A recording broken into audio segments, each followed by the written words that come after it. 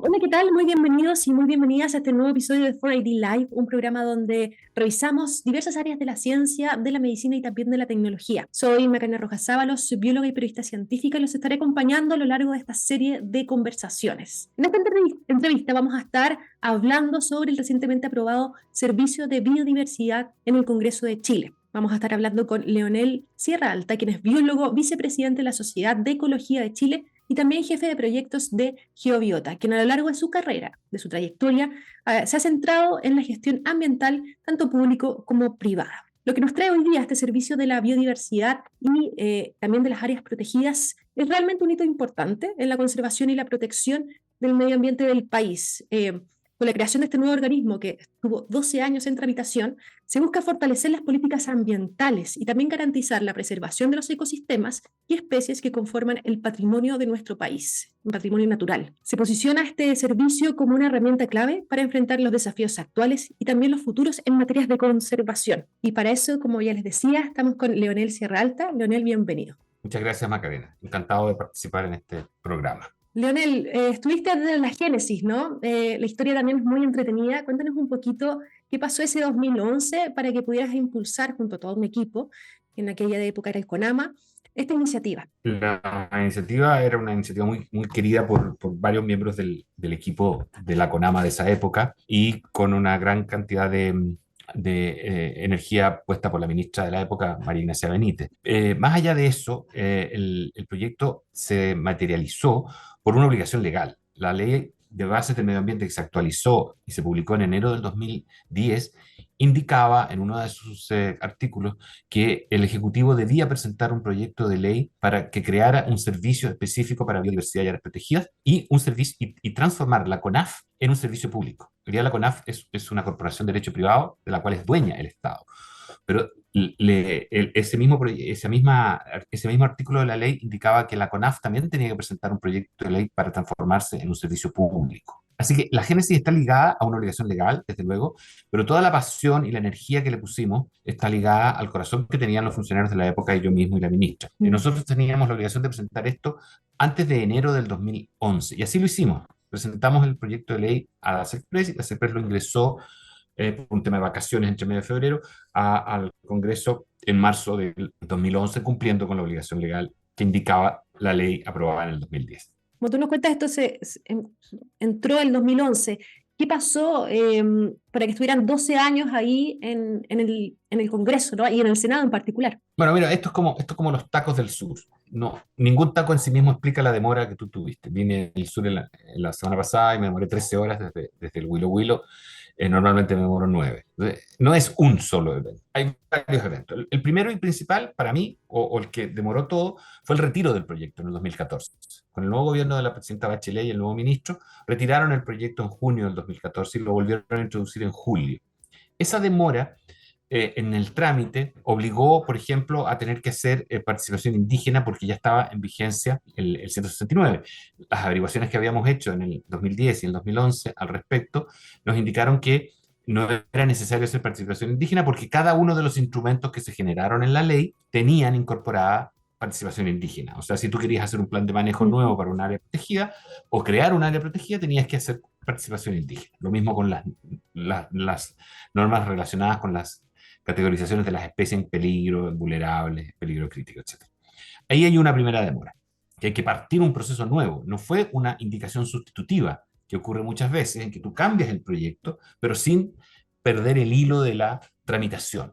Aquí se perdió todo el hilo de tramitación, fue un proyecto nuevo que incluso ingresó por la Cámara de Diputados. El primer proyecto había ingresado por el Senado para dar una señal política de la importancia que tenía esto, con una Cámara de mayor antigüedad, Sí. nivel, etc.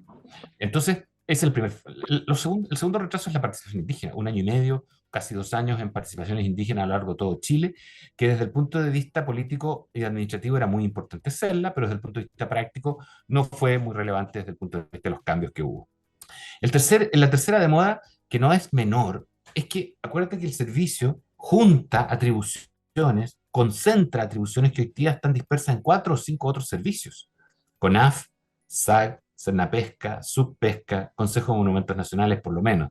Entonces, acordar con los ministros que van a perder atribuciones, que van a perder presupuesto, que van a perder personal, es muy duro, es una negociación política dura, que se refleja en discusiones en el Congreso. Cada uno de los ministros y ministerios tiene la capacidad de contarle esto a sus senadores y diputados, por lo tanto también ahí hay una demora. Y después está la última razón que creo yo que está relacionada con la dificultad propia de los trámites de proyectos de recursos naturales en Chile. Hay, la ley de bosque nativo tuvo 17 años, las leyes de pesca han sido muy complejas siempre. Siempre los temas de recursos naturales, de la extracción, manejo de recursos naturales, conservación, es compleja porque involucra a muchos actores que están tanto en el ámbito productivo como en el ámbito público, como en el ámbito de las organizaciones ambientales. Así que ahí hay una Sí. razón última. Y todas esas sumadas explican los 12 años. Mm, Ninguna por sí sola, desde luego. absolutamente. Sí, pero este hito es realmente importante en el actual escenario también en el que estamos. Chile es uno de los países más vulnerables para el cambio climático en el fondo. Y en ese sentido, ¿cuál crees tú que son los principales desafíos que enfrentamos en términos de biodiversidad, de conservación de la biodiversidad? ¿Y cómo se espera que este nuevo servicio los aborde? Bueno, hay muchos diagnósticos de cómo está la biodiversidad en Chile. Hay decenas de especies en categorías de amenaza, hay un poco menos de una decena de especies extinguidas, hay especies en peligro crítico de extinción, y las áreas protegidas están cumpliendo un rol muy relevante, pero pueden cumplir un rol mucho más importante, con gestión más orgánica. Hoy día, el diagnóstico que tenemos desde la Sociedad de Ecología es que las áreas protegidas son muy valiosas, son muy importantes, pero no conforman un sistema de áreas protegidas. A ese sistema le faltan grandes tramos sin proteger. O sea, si tú miras un mapa de las áreas protegidas de Chile, te vas a dar cuenta que están concentradas en la zona cordillerana del norte, en la zona del centro de Chile, desde La Serena hasta, te diría, Chillán, prácticamente no hay áreas protegidas, hay pocas y muy reducidas. Las áreas protegidas están concentradas en la zona sur y en la zona sur austral. Allí es donde tenemos la mayor concentración de áreas protegidas. Cuando uno analiza el estado de gestión de esas áreas protegidas, te das cuenta también que hace falta más plata. Hoy día estamos gastando menos de $2 por año por hectárea. Mm, En ese contexto, hay que aumentar los presupuestos, pero también hay que mejorar la gestión. La gestión que hace CONAF hoy día a nivel de guardaparques es notable, es lo que mantiene vivo el sistema. Si tú le preguntas a un turista cómo le va, qué le pareció el área protegida, mayoritariamente las notas son entre 6 y 7 por la gestión de los guardaparques. Pero ¿qué pasa con la gestión de las especies dentro de los parques? Más allá de la belleza natural, más allá del paisaje. ¿Qué pasa allí? Tenemos poca información y debemos y las indicaciones que tenemos de algunos test que se han hecho a comienzos de la década del 2010-2012 no son muy buenas. Necesitamos mejorar esa gestión. Así que los aportes en biodiversidad tienen que centrarse en mejorar la gestión de conservación, la recuperación de especies y ecosistemas y la gestión integral de las áreas protegidas. Y cuando digo integral, no solo de las públicas, sino también incorporar en esa gestión las áreas protegidas privadas, que fíjate que suman como 1,5 millones de hectáreas, que son autodeclaradas, no sí. están todavía bajo un régimen reglamentario y no contribuyen al mosaico de conservación que tenemos que armar con las áreas protegidas públicas. ¿Y cómo aseguramos la implementación efectiva de este servicio en aquellas áreas donde la regulación de la implementación, cuando también hay empresas privadas que están en lugares donde no deberían estar? Es que la primera pregunta es si efectivamente están en lugares donde no deberían estar. O sea, las áreas protegidas tienen un objeto de protección. Si el objeto de protección está en tierra, por ejemplo, alerces, bosques de coihue, bosques de especies como el ciprés de las guaitecas, o especies de fauna, zorros, guanacos, gato guiña, no sé. Si el objeto de protección es ese, ¿cuál es el problema de tener concesiones en la costa? Esa es una discusión ¿Mm? viva hoy día. Hay algunos que dicen sí, influye. Igual, el objeto de protección es la tierra o animales o plantas de la tierra, y la concesión marina puede afectar esos objetos de conservación. Hay otras áreas protegidas en que el borde costero, los primeros metros alejados de la tierra, son parte del área protegida. Entonces, claramente ahí hay un tema de incompatibilidad territorial. Hay concesiones que hacen un uso productivo de un área que está, de un área que está dentro de los límites de un parque. Ahí hay que generar procesos de transición para buscar la manera Mm, de que esas concesiones se mantengan más afuera o lejos de los sectores. Pero esa discusión es la que hay que dar, no es trivial mm, el tema. Y se mezcla también el tema de las concesiones, no solo las concesiones marinas, sino que algunas concesiones turísticas que están dentro de áreas protegidas terrestres. ¿Qué vamos a mm, hacer con ellas? Hay concesiones que son estrictamente indispensables para el uso del área protegida como un lugar turístico de disfrute para todos los chilenos. ¿Las vas a sacar de ahí? ¿Vas a sacar los hoteles, los restaurantes que puedan claro. haber, las concesiones de este estilo? Eh, ¿Qué vas a hacer con la señora que tiene un puesto de empanadas que le vende empanadas a los turistas? ¿Qué vas a hacer con ese arriero que se está reciclando y que tiene caballos y que hace turismo, aventura adentro del parque y que tiene 5, 6 o 10 caballos? ¿Esa es ¿Les vas a quitar las concesiones? Evidentemente no. Entonces hay que buscar mecanismos para que esas concesiones se concentren en las áreas dentro de los parques, en las áreas que se denominan de uso público, es decir, que no Perfecto. están sujetas a medidas de conservación específicas. Y hay que restringirlas a esas áreas y no hacer concesiones de turismo en áreas que son de alto riesgo desde el punto de vista de la conservación. Y en ese sentido, ¿cuáles son las medidas específicas que se van a tomar para promover también la participación y la colaboración de los distintos actores? Además, Bueno, las comunidades locales y todo.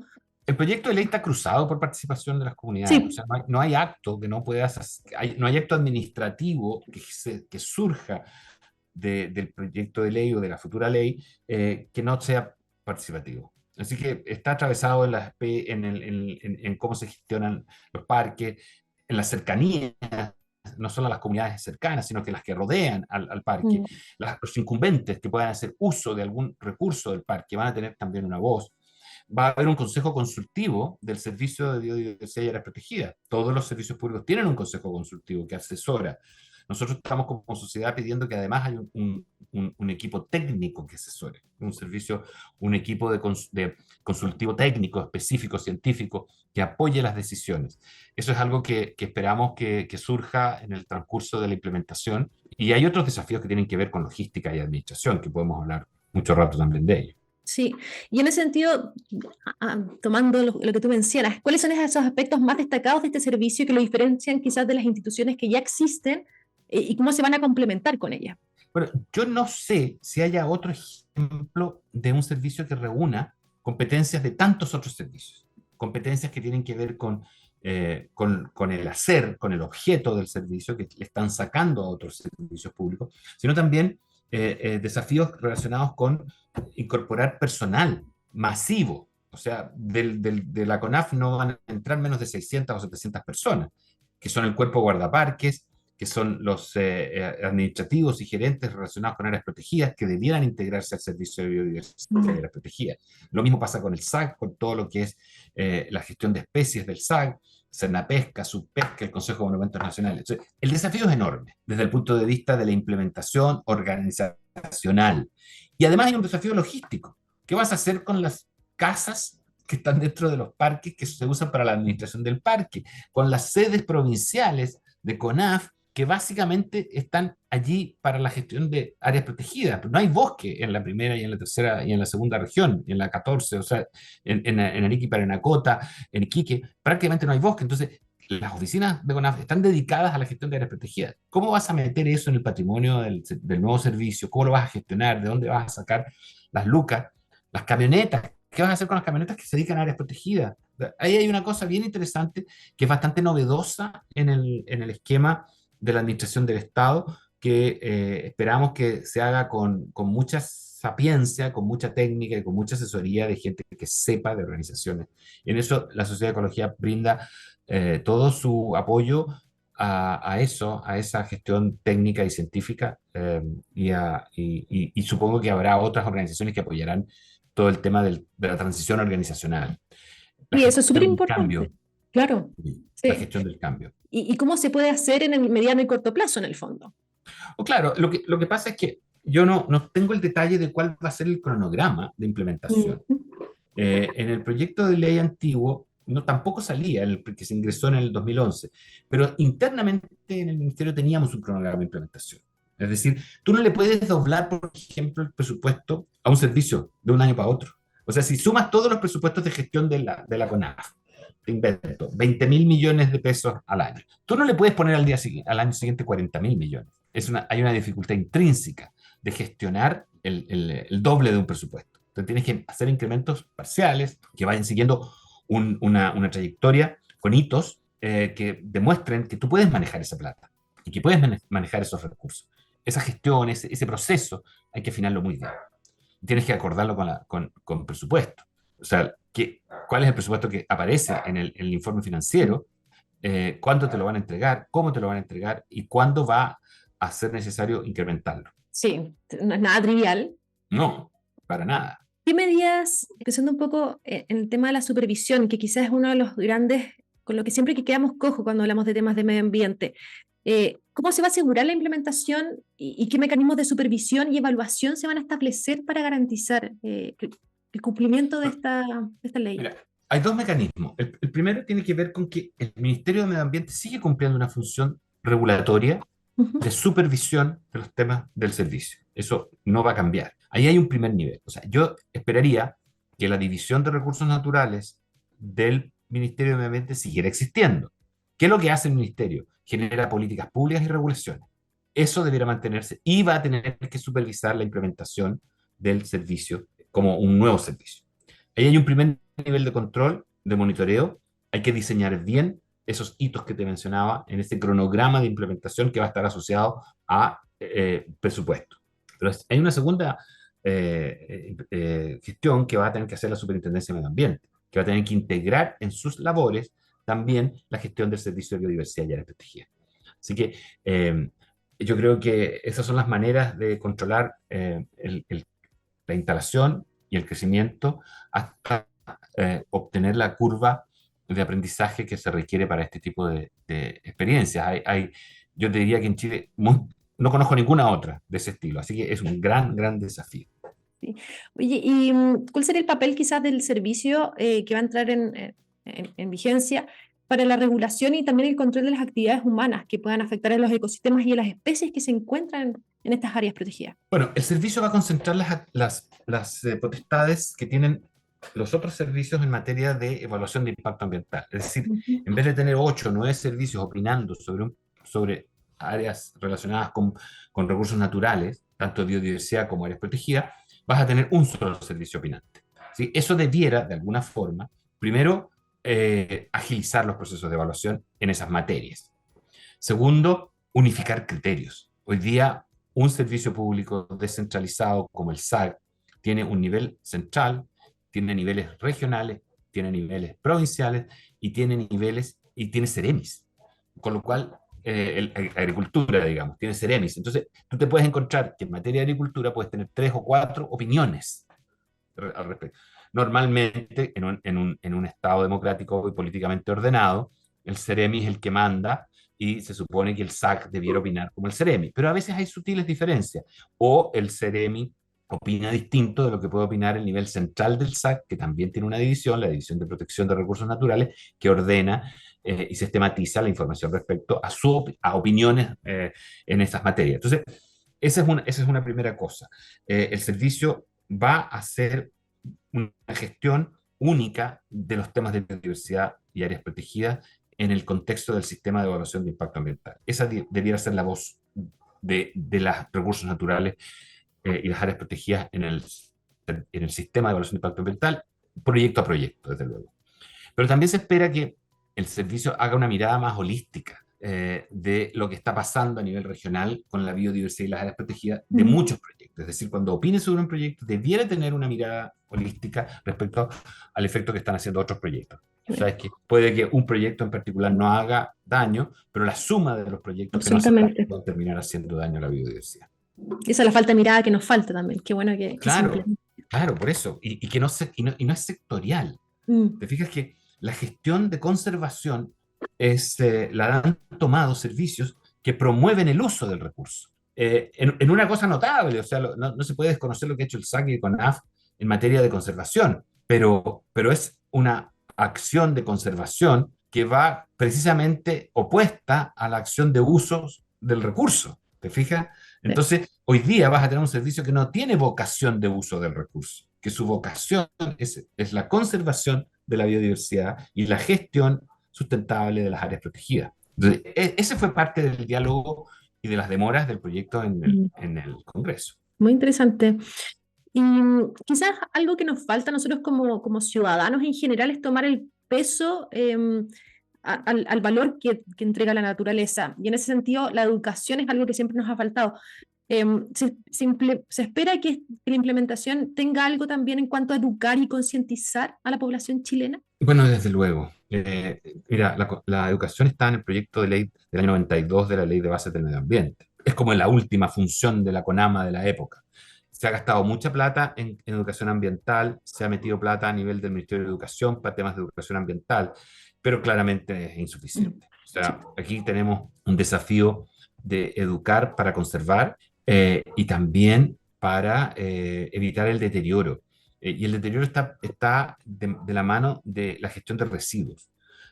Hoy día uno de los principales problemas que tenemos en las áreas protegidas y fuera de las áreas protegidas son los residuos, son la acumulación, los vertederos ilegales, la acumulación de basura por doquier, y ahí hay un montón de esfuerzo que hay que dedicar. O sea, yo creo que la educación de adultos, los niños al parecer están bastante ya Sí. sensibilizados, los niños chicos están sensibilizados con respecto de los residuos y el cuidado del medio ambiente en general, pero es la generación de adultos, es de los que tienen más de 40, 35, 40, a los que hay que llegar en todos los estratos sociales. Es penoso. O sea, esta última inundación, Mm. 800 toneladas de basura se sacaron Sí. del cárcel Mapocho. O sea, esa basura viene desde Lo Barnechea hasta Cerro Navia. O sea, aquí no hay distinción de clase. Aquí esta cuestión está en todas partes. Una cosa cultural. Mm.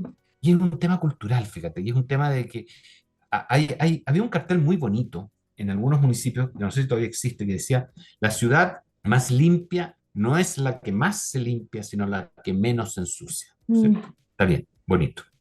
Yo cambiaría esa frase, diría, la ciudad más limpia es aquella en que se limpia muy a menudo. No solo se ensucia menos, sino que se limpia. O sea, tiene que haber una actitud permanente de los municipios de limpiar y limpiar y limpiar y no dejar esto a largo plazo a que la gente aprenda a no tirar basura. Mientras tanto, tenéis que recoger más basura, viejo. Eso no hay vuelta. Y eso pasa Sí. en las playas. Las playas, todas las mañanas, en playas importantes de Chile, se pasa un tractor recogiendo colillas de cigarro, papeles, palitos de helado y otras menudencias. Sí. Vamos a ver cómo actúan también las gobernaciones, que es algo que se ha implementado en los últimos 3 años en ese sentido. Sí, claro. Leonel, solamente para cerrar una pregunta quizás así personal, pero ¿cuál es tu visión sobre el impacto que va a tener este servicio de diversidad y áreas protegidas justamente en la protección y preservación de la biodiversidad? Es como preguntarle a una mamá qué espera de su hijo. Bueno, sí, Lo pero... mejor, lo mejor. O sea, yo espero que esto sea un cambio sustantivo en la gestión de los recursos naturales y de la biodiversidad en Chile. Eso es lo que espero. Y espero que el impacto de la gestión mejore la calidad de vida de los chilenos, desde luego, mejore su percepción de la naturaleza y mejore los servicios ecosistémicos de este país. O sea, la biodiversidad. Sin biodiversidad no hay servicio ecosistémico. Sí. Eso está claro. O sea, las piedras no dan servicio ecosistémico. O sea, a lo más paisajes lunares. Lo que da vida, lo que atrae al ser humano. Nosotros evolucionamos en ambientes verdes. Pensamos mejor, sentimos mejor, amamos mejor en ambientes naturales, bonitos, en ambientes donde vemos animales, donde gozamos de las plantas, donde nos damos baños de bosque, o baños de matorral, o baños de cactáceas, pero estamos en la naturaleza. Y yo tengo las mayores esperanzas de que este servicio sirva para dejarle a las generaciones futuras un Chile mejor, más bonito, más cuidado, más conservado y con una biodiversidad que permanece en el tiempo y no perdemos especies y espacios. Muy bien, eso es lo que esperamos. Entonces, Leonel Sierra Alta, vicepresidente de la Sociedad de Ecología de Chile, muchísimas gracias por tu tiempo. Al contrario, muchísimas gracias a ustedes y es un placer estar aquí. Cuando me necesiten, me avisan. De todas maneras, lo haremos. Si vamos Adiós. despidiendo eso, vamos despidiendo un nuevo episodio, acompáñame a despedirnos de 4AD Live, las conversaciones imperdibles que acercan la ciencia. Nos encontramos en un nuevo episodio. Chao, chao. Gracias. Chao.